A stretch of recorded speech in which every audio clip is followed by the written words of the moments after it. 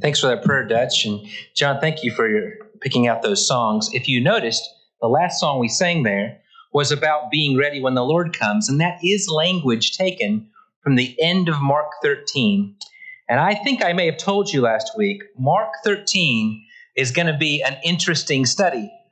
And it's one of those chapters where you find tremendous disagreement when you open up all these different commentators.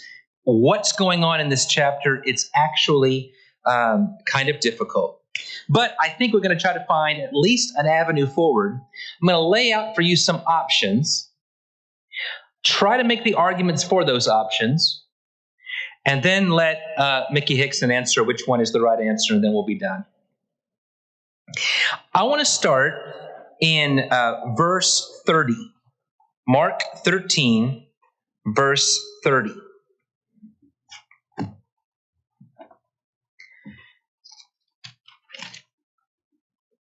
Truly I tell you, this generation will not pass away until all these things have taken place. The first big question people ask about Mark 13 is, what is Mark 13 talking about? That's a good place to start, isn't it? The first big question is, what are you talking about? There are three possible answers. Option number one, Mark 13 is all about the end of the world. There's language that might make you think that. For example, at the end of the chapter, look, for example, at verses 32 through 36, you'll find the language drawn straight from the song we just sang. Is he going to find you and me still watching, waiting when the master of the house or the landowner returns? You find language in the New Testament about the second coming, and we certainly believe in that. You have this language here, and so it might sound like that. Go back earlier. Look in verses 24 and 25. In those days, the sun will be darkened, the moon will not give its light, the stars will fall from heaven, the powers in the heavens will be shaken, and you'll see the Son of Man coming in clouds with great power and great glory. Open up your history books and ask yourself, when did that happen, that the sun and the stars and the moon all fell out of the sky? I don't remember that happening. That sounds like maybe something's going to happen in the future. So it sounds to a lot of people like this chapter is talking about the end of the world. Second option, the whole chapter is actually talking about the fall of Jerusalem in AD 70. Well, where did somebody get that idea? Look at the beginning of the chapter. Jesus has just come out of the temple. When you're trying to figure out what somebody's talking about, it's good to ask, what's the last referent? And the last thing he refers to is the temple. So when somebody says this, these, or those, you usually apply it to the last major noun used. He's come out of the temple, and his disciples say, "What large stones?" And Jesus says, "Do you see these buildings? Not one stone will be left here upon another." And when he sat down, they asked him privately, "When will this be? What will be the sign that all these things are about to be accomplished?" What's he been talking about? He stepped out of the temple. They asked him, "Look at these stones." Jesus says these stones are going to fall, and they say, "When will this happen?" Sounds like that might be what he's referring to.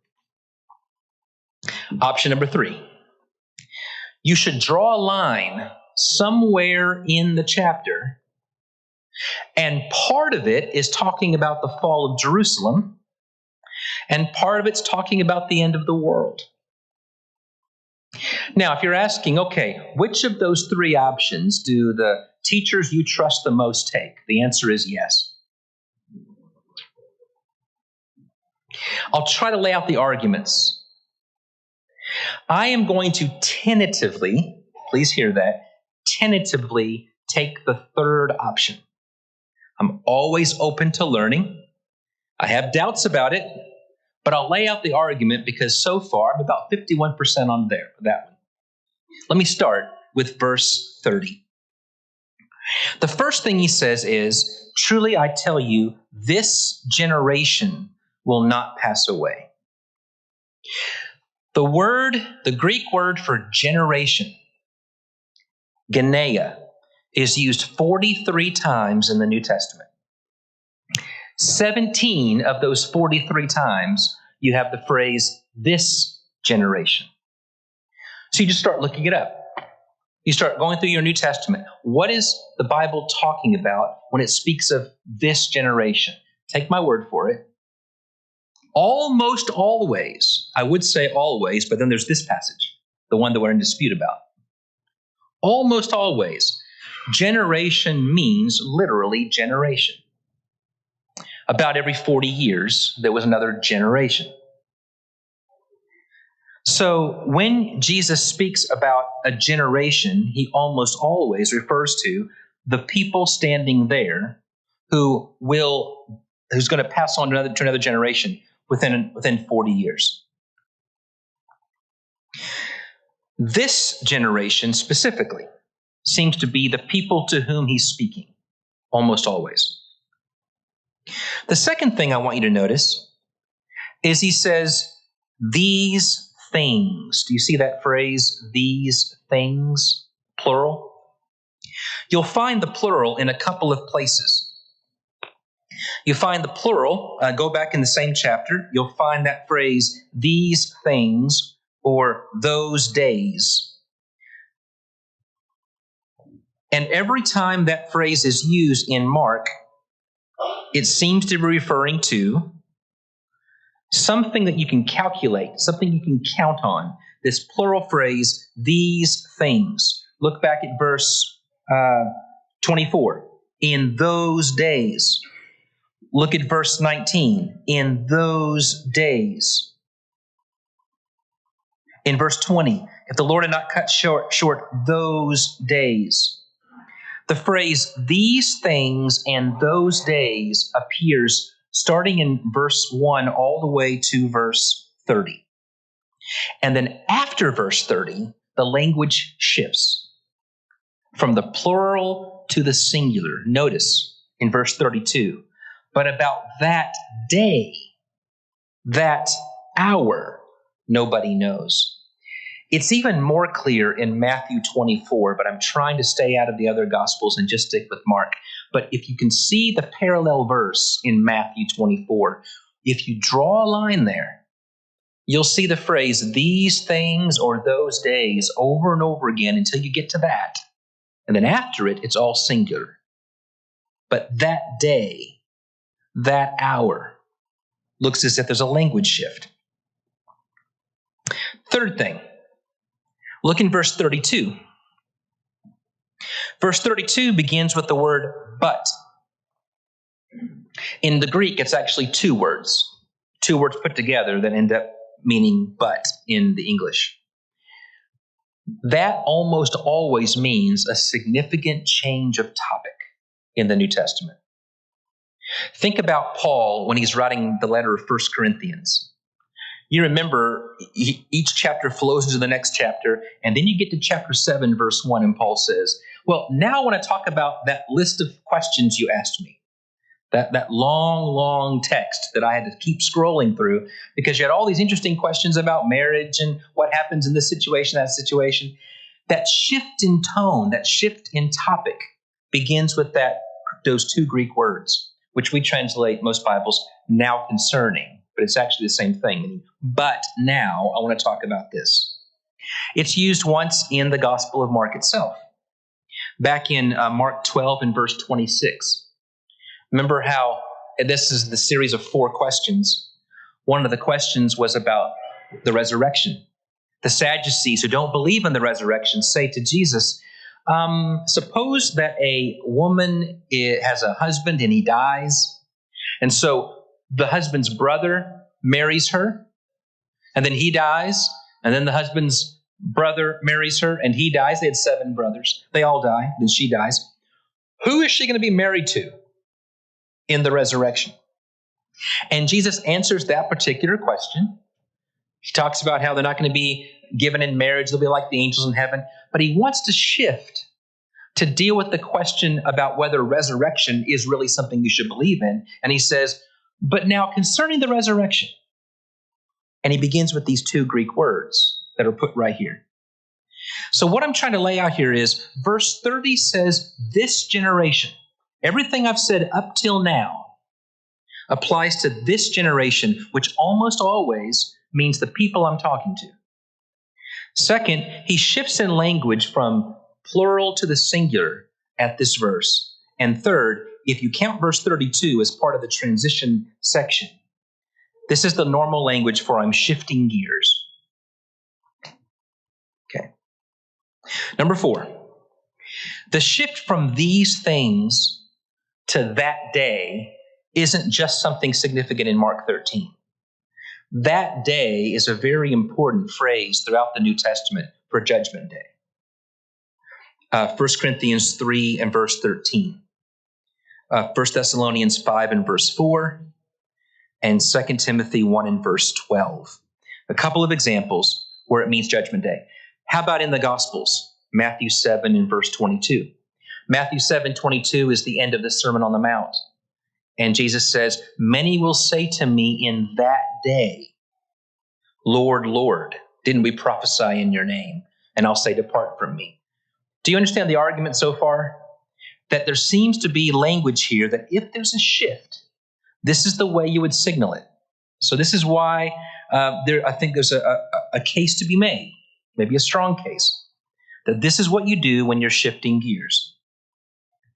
I think that's especially strong in Matthew because in Matthew's gospel, the apostles actually asked Jesus 2 or 3 different questions.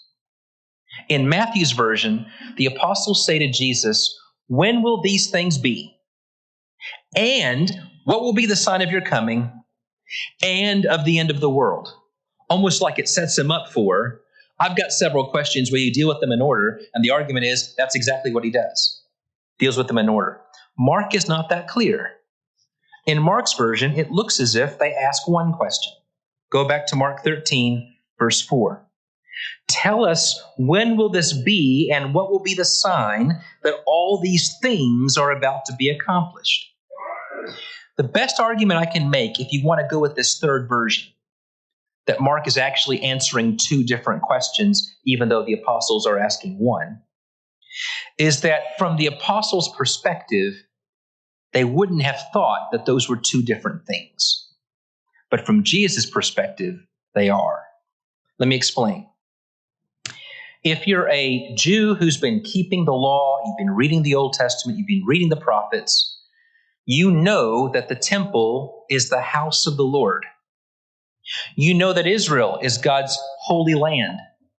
And all the language of the Old Testament is that God's going to restore the fortunes of Jacob. God's going to come back and rule in his holy temple. The only way that you could have a destruction, a cataclysmic destruction, would be if we're talking about the end of everything, in which God's going to remake everything. You don't have sort of a third category. So to say, if you're talking about the fall of God's holy city and the God's holy temple in God's holy city, there's no way God's going to let that happen on his watch anymore. So this must be the same thing as asking about the ultimate sign of when everything comes to an end. And the argument is that they think it's the same thing, and Jesus responds with, well, here's what to look for one part of this, but realize there's even more to come than what you realize, and that's the second part of what I'm saying. Okay. Suppose that view is not right. We're going to go back. We're going to go through the chapter, but suppose that view is not right. Suppose that the whole chapter is talking about the fall of Jerusalem or the end of the world. Remember, I'm not taking those views right now, but suppose that those views are right. Be careful. You don't want to say that a view is wrong just because somebody holds it that you don't like what else they think. You know what I mean? Like, oh no, that's the view of so-and-so. Well, so-and-so may be wrong about a lot of things, but right about that. You want to be careful and not say, well, I don't want to associate. On the other hand, sometimes people hold certain views because it helps push their view. And you want to be careful before you jump on a bandwagon without realizing that you're on it. So some things to be aware of. There is a group of believers that believe that the fall of Jerusalem in AD 70 was the end of the world in every sense. And if you're thinking, I don't understand, we're many, many, many years after that, we're still around. Well, what they'll say is every one of those words that you normally think of associated with the end of the world needs to be redefined. That what that meant was the end of the world as they knew it, the end of the age as they knew it. The fall of Jerusalem was the definitive line that separated the old age and the new age. I want you to understand this view.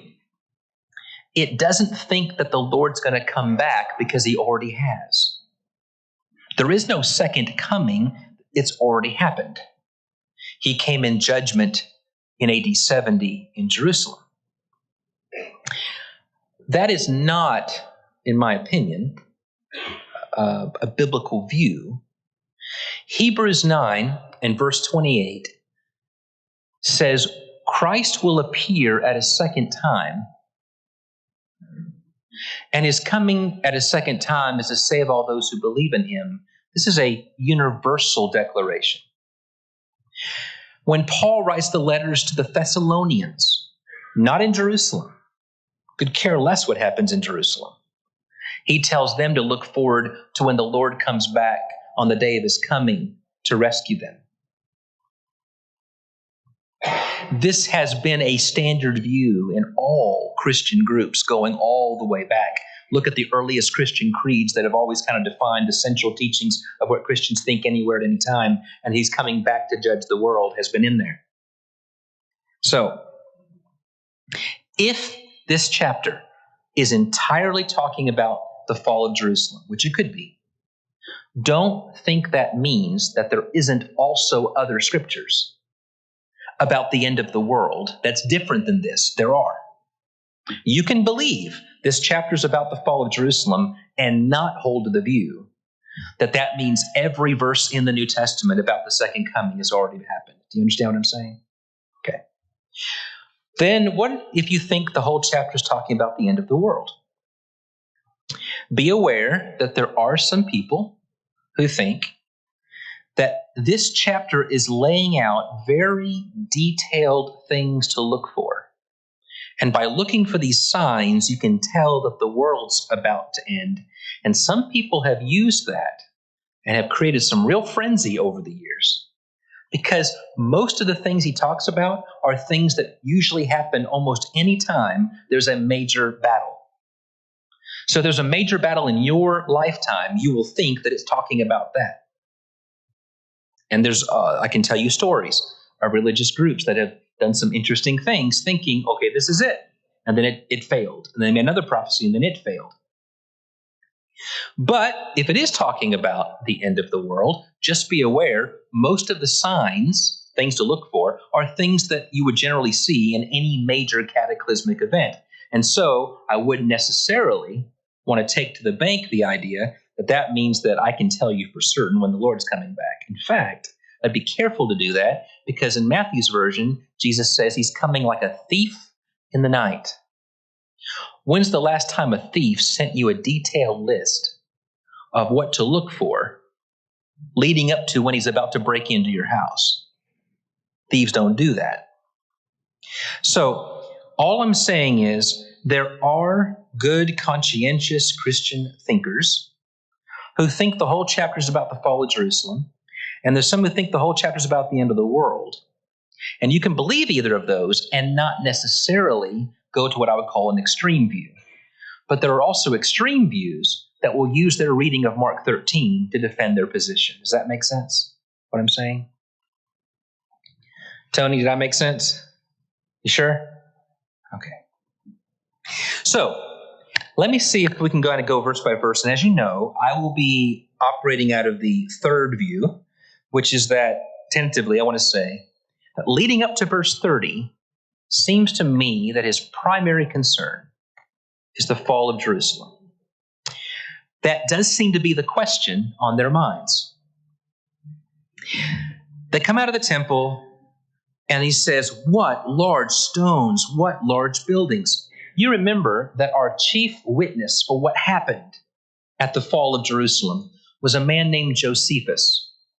He was a military general. He was also a good writer. And so he was a Jewish military general who gave up his post, surrendered to the Romans, and said, I'm a good writer. Let me write the story of your eventual triumph. And he writes a lot of books about what happens. He says that the temple stones, remember, God established a temple in the Old Testament, but it got built again. It got built around. It got built up every time people would come back from captivity. And when Herod the Great takes over, he wants it to be a natural wonder of the world, so he expands it. He builds on outer courts to the temple and makes it beautiful. It was 35 acres of land for the Temple Mount. The stones, 25 cubits long, 8 cubits high, 12 cubits in breadth, every stone. Made out of this white stone, almost looks like marble. And Josephus says if you looked at it from a distance at a certain time of day when the sun hit it, it was like a sheet of light of the city. He says, look what large stones, what large buildings. And Jesus says, do you see these great buildings? Not one stone is going to be left upon another. They're all going to be thrown down. And then he sits opposite the Mount of Olives, opposite the temple, and his 3 special closest disciples say, when's this going to happen? What's going to be the sign that these things are about to be accomplished?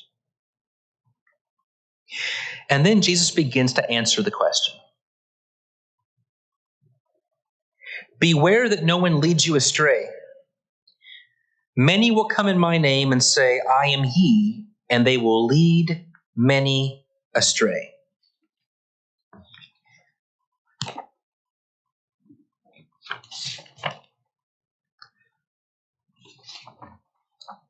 The idea that there were imposters who were going to show up and say, oh, I'm the Messiah.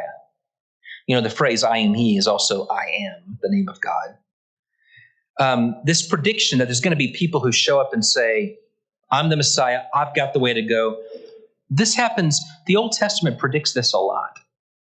And whenever there was a major battle about to happen, and the Jewish people were about to suffer great defeat, there was usually somebody who would show up and say, oh, I've got the secret answer. Follow me. I'll get us out of this mess. And sometimes they'd claim to be a special prophet of God. In this case, Josephus actually tells us that there were specific people between the time that Jesus spoke and the fall of the city in AD 70 who arose and said, I am a messianic leader. Follow me. I know how to get us out of this mess. Some of them are mentioned in the book of Acts, for example. But there's a guy named Theudas. There's the sons of Judas of Galilee. There was a group called the Egyptians. There's a group claiming that they had the sign of freedom, follow us. And all these groups either were led out into the desert and they died there, or they led a revolt and they died there, or they found a special place to hide out and the Romans found them and they died there. He says there will be people saying, I am he, and they will lead many astray. Verse 7, when you hear of wars and rumors of wars, don't be alarmed. In any major crisis, you are going to hear rumors because people want to pounce when there's a crisis. And in the Old Testament, over and over again, it talks about, be aware, there's always going to be wars and rumors of wars. But to be specific, Josephus actually tells us that there were internal wars and external wars all around the city, and there were rumors of more wars. He then says, look in verse 8, Nation will rise against nation and kingdom against kingdom. Notice, not just civil wars. That's within a nation. We're talking about international wars. Josephus tells us that there were Syrians and Tyrians, people from Tyre, Samaritans, who all came against the Jews in Palestine just before the Roman attack. There were wars between Antipas, King Antipas, and a king in his area. So we have actual documented evidence of international wars leading up to the fall of the city. But look at verse 7 again. Don't be alarmed, this must take place, but the end is not yet. It's tempting to think the word end means end of the world, end of everything. Can I remind you again? It could mean that, but end is a relative term, just as beginning is a relative term. Beginning of the conversation, the beginning of time. The end meaning the end of everything or the end of the calamities I'm talking about. So it seems to me that the end here is the end of the question at hand, which is, when will these stones fall? Not one upon another. Not yet. Verse 8, there's going to be earthquakes in various places. There's going to be famines. Can I remind you again, this is very general language. There are wars in the Old Testament where they talk about how the war led to famine. Revelation talks about this. You know, these things tend to go in a certain order. You cut off the food supply chain, and you block yourself in so people can't get to you, and now you start suffering from loss of food. But it's also the case that there were famines, severe famines, in not just in Jerusalem, but all around, in Rome, in Greece, and in Palestine. Josephus documents all of this, severe famines. Some of them seemed almost, where did this come from? Leading up to the fall of the city. We know of a major famine in the reign of Claudius. This was several years earlier. This was AD 46, where they have to go to some drastic measures to deal with it. What about earthquakes? It says there are going to be earthquakes in various places. It's interesting to note, and again, Josephus is not a Christian believer, not when he's writing these things. There are some people who quote him and say that he is, but it's almost certain that the parts where he says superlative, really, really over-the-top things about Jesus were probably added later by early Christians who were copying him, because nothing else in his writings makes us think that. But Josephus says that there were earthquakes that hit Asia and the islands of the Aegean, in Colossae, in Laodicea, in Pompeii. And he notes all these and he says it's almost as if the whole earth is crying out. It's almost as if God is punishing the earth for something. And he says this is just the beginning of birth pangs, or the beginning of travail. This is common language in prophecy about a judgment that's about to hit. Verse 9, as for you yourselves, beware. They're going to hand you over to councils, and you're going to be beaten in the synagogues, and you're going to stand before governors and kings because of me as a testimony to them. We have examples even in the New Testament of them doing that. Remember, the book of Acts doesn't end with the fall of Jerusalem. It's never mentioned, which makes a lot of people think the book was written before that event happened, or at least the events did, if not the book itself. But Paul dies somewhere in the early 60s, so that's pretty close. And what happens throughout the book of Acts?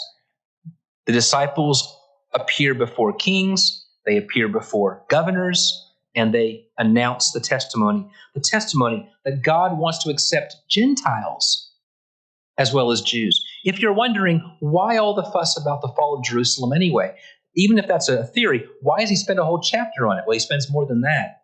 Remember, several chapters before this, he's already starting to predict what's going to happen when he goes in and he cleans the temple out. Because the fall of the city, the destruction of the temple, is the ultimate nail in the coffin that announces there's a new covenant. There's a new way of dealing between God and his people. And if there's any confusion about it, I'm going to get rid of the old way of dealing. There is no temple anymore. So we must look for the new temple, which is the body of Christ.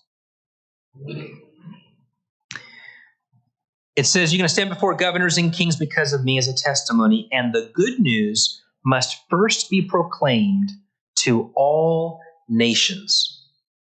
All right, let's stop there. All nations. You might be thinking to yourself, so is the gospel preached to America? Is it preached to Australia? The Vatican's a nation? Was it preached to them? I think we want to be fair here. Is it possible that the language of must be preached to all nations is a sign that this is talking about the end of the world because there were nations that didn't get the message? I guess you could say that. But let's also talk about how the language was used in the New Testament. Do you remember the Apostle Paul, who says in one of his letters, my hands are free from the blood? It's not my fault if people don't respond because I have preached the gospel. Remember what he says? I see Mike Chance's head nodding. Every creature under heaven. That's a lot of travel. Every creature under heaven? Well, you know what that means. Every kind of creature under heaven, Jew and Gentile, male and female, slave and free. It's the way you would talk. So must be proclaimed to all nations could mean Jew and Gentile. It could mean all the known nations. It could mean all the nations from which you can proclaim a message. Verse 11, when they bring you to trial and hand you over, do not worry beforehand about what you're about to say. But say whatever is given to you at that time, for it's not you who speak, but the Holy Spirit. The Gospel of John is written, and John says things happened at the time, but we didn't realize what was going on, but later the Spirit explained it to us. And he writes the Gospel. We have the book of Acts, in which people stand before governors and kings, and they speak by the power of the Spirit. Verse 12, brother will betray brother to death, and a father will betray his child, and children will rise against parents and have them put to death. This sounds awful. I don't see any children in the audience except one, but I think it's okay. Just to let you know, Josephus says in AD 66, the first wave came into the city. And it looked as if they were going to take over the city. It says the people inside actually laid their swords down and waited to be slaughtered. And then Josephus says, without any reason at all, the siege stopped and they went home. Well, we actually know why. Because the king died and they were having a vote. And the guy who was leading the charge was up for election. And so he says, I think I should go back and be there for my victory dance. So that's why. But from 66 to 70, people were scared to leave. They didn't know what was going to happen. And so they stayed within, and the food supply chain was gone. Remember how I said famine happened? It got so bad, Josephus says, mothers were boiling their own children. I want you to understand, this says it's going to get so bad. Brother is going to betray brother, a father his child. Children will rise against parents and have them put to death. That happened. It was pretty awful. There were people who were trying to hide their goods. They were swallowing gold, and the Romans just cut them open, pulled it out. It was pretty awful. Verse 13, you will be hated by all because of my name, but the one who endures to the end will be saved. Acts 28 and verse 22, the very end of the book of Acts. If we're dating it about when Paul is under house arrest, we're talking about maybe early 60s, just less than a decade before the fall of the city, less than 5 years before the beginning of the fall of the city. And in Acts 28:22, it speaks of the sect, meaning Christians, everywhere spoken against. Right there, 5 years before the beginning of the fall. The sect everywhere spoken against. And this says, you're going to be hated by all people because of my name. Nero probably set fire to Rome. It's never been proven. But Nero probably set fire to Rome and then blamed Christians for it. And for a while, Christianity became an illegal religion right there at the end of Paul's life, just before the city falls. Leads to massive persecution. But the one who endures to the end shall be saved. Surely that's the end of the world, right? Well, maybe it is. But I'm trying to make the argument that to the end is a relative phrase. The end of what?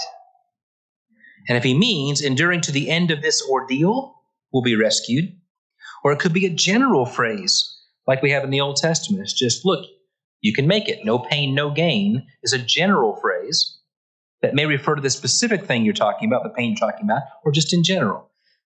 The one who endures to the end will be saved is true. It's a general truth. Who's going to survive? The one that makes it through the ordeal.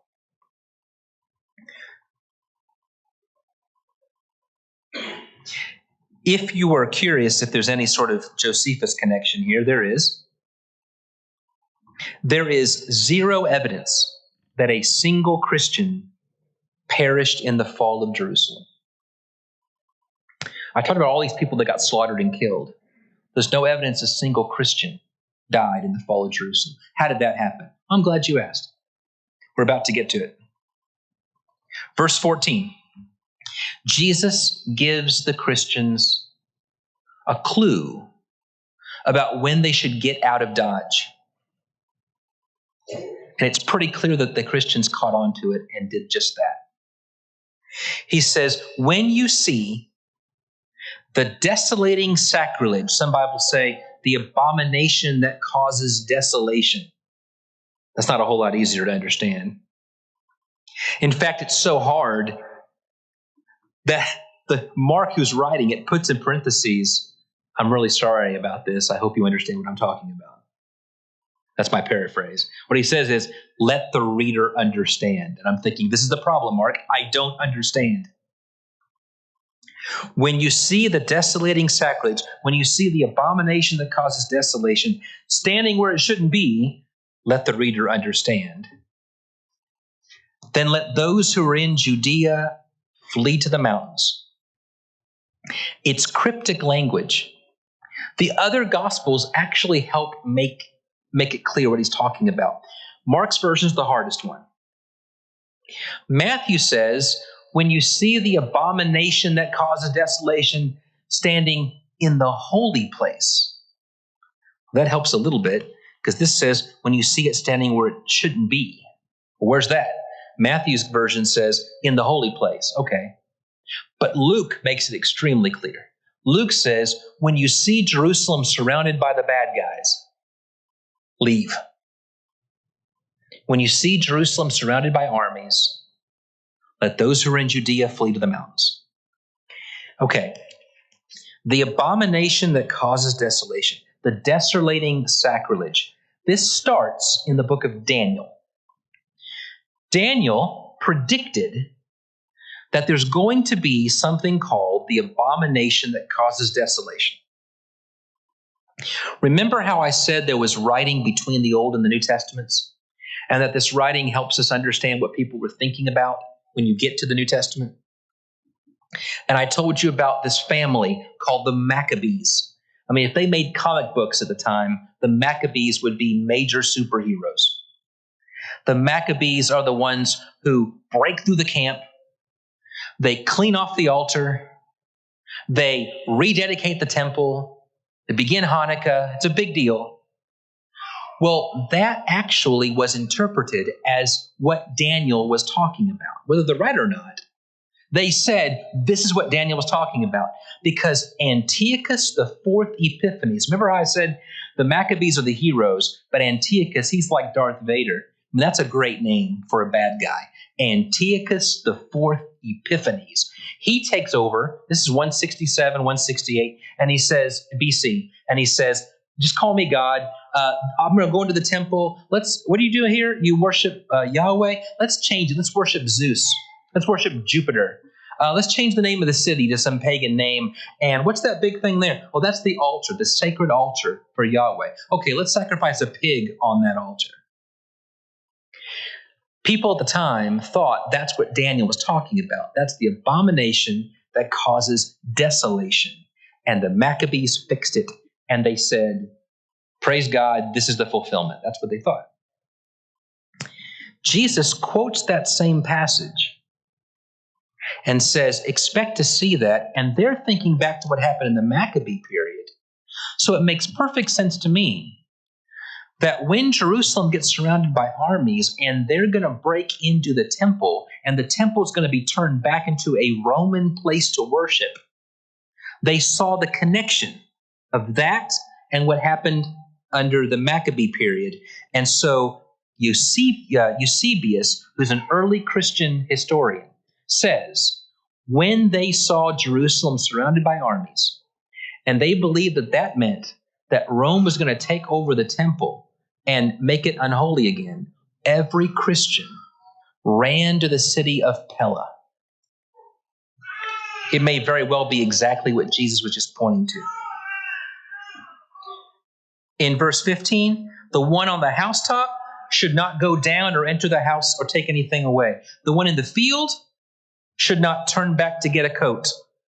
Woe to those who are pregnant and to those who are nursing infants in those days. Pray that it won't be in winter, for in those days there will be suffering, such as has not been from the beginning of the creation that God created until now and never will be. Okay. The folks who think this is talking about the end of the world look at that last verse and they say, now explain that one.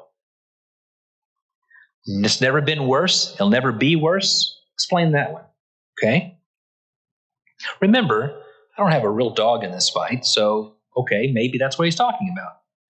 But for the sake of argument, trying to be consistent, what is a response to that? Well, first, don't you have as much problem with the verses before it as I have with the verse there? The verses before it say, pray that your flight won't be in winter. What difference does it make if it's in winter, if it's the end of the world? Right? And why does it say, hey, you should run to the mountains? Why is running to Pella going to save you if it's the end? Right? So this idea of, isn't it obvious it's the end of the world? It's not obvious because the verses before it seem to suggest you can go somewhere and hide. Okay, so how do you explain that? You can explain it because of the significance of the moment. In the Old Testament, the prophets would use bigger than life language because they didn't want you to just see this event. They wanted you to see the significance of the event. Okay. How many of you have now or have ever had teenagers? Okay. Who had teenage girls? Okay. How many of them kept diaries or wrote okay, that's no thing of the past. How many of you wrote diaries when you were a teenager? Or a journal? Okay. Okay. Can you imagine that somebody has just broke up with the love of their life, and they write in their journal, this is it, it's over. This is the end of the world. Have you known anybody to use bigger than life language to explain the significance of the moment? Okay, the prophets do this all the time. Because it's not just the fall of a city, it's the fall of God's city. And not just that, it's God destroying God's city. We need bigger than life language to explain it. Besides that, think of the percentage of Jews on the earth who were slaughtered in the fall of Jerusalem. Think about the significance of what you experienced in the city. So to me, it's more the significance of the event. In Matthew 23, which again, I think is a lead up to the fall of Jerusalem, Jesus says, upon you, this generation, is going to come all the blood of all the righteous that have ever been shed on the earth. In other words, I am going to bring judgment, and I'm going to let this explain my judgment for what you've done for centuries, where I've tried to send prophets and you've rejected them. The significance of the moment.